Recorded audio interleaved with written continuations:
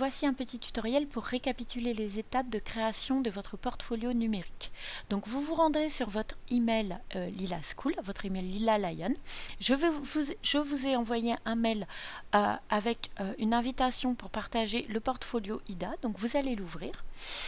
Et là, vous accédez en fait au document source, c'est-à-dire au template général pour tout votre portfolio. Donc l'idée n'étant pas de travailler tous sur le même, mais d'en créer chacun un, vous allez cliquer sur cette petite barre bleue qui va vous permettre de créer votre propre site. Donc vous faites Use this template. Là, vous arrivez sur Google Site, en fait, qui va vous permettre de créer votre propre site. Donc, vous choisissez bien le template Portfolio IDA Lila 2015. Vous nommez votre site. Donc, il s'agit d'une épreuve officielle. Donc, votre site doit se nommer Portfolio IDA avec votre prénom, point, votre nom. C'est ça qui va nous permettre de vous identifier. Donc, vous allez créer votre portfolio numérique. Ça prend un peu de temps. Donc à partir de là, votre portfolio est relié à votre compte Lila Lion. Donc vous pouvez y accéder de n'importe quel ordinateur à partir du moment où vous êtes connecté. Voilà. Donc le portfolio IDA a été changé avec votre nom en dessous. Pour accéder donc à Google Site, vous allez comme si vous alliez sur Google Drive, dans les applications Google, et là, vous allez sur Google Site.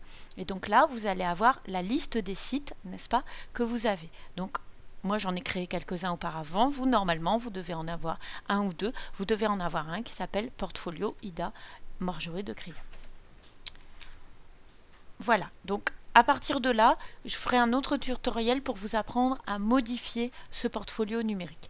N'oubliez pas de bien vérifier qu'il est bien nommé correctement et que vous avez bien créé relié à votre adresse Lila Lion et pas à une autre adresse Gmail.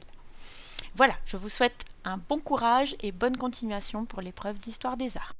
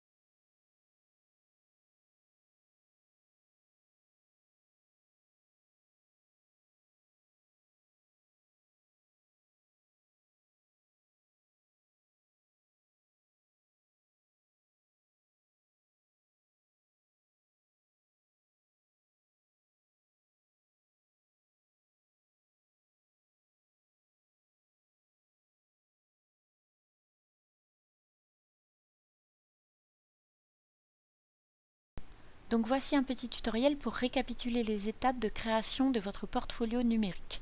Donc vous vous rendrez sur votre email Lila School, votre email Lila Lion. Je vous ai envoyé un mail avec une invitation pour partager le portfolio IDA. Donc vous allez l'ouvrir. Et là, vous accédez en fait au document source, c'est-à-dire au template général pour tout votre portfolio. Donc l'idée n'étant pas de travailler tous sur le même, mais d'en créer chacun un, vous allez cliquer sur cette petite barre bleue qui va vous permettre de créer votre propre site. Donc vous faites Use this template. Là, vous arrivez sur Google Site, en fait, qui va vous permettre de créer votre propre site.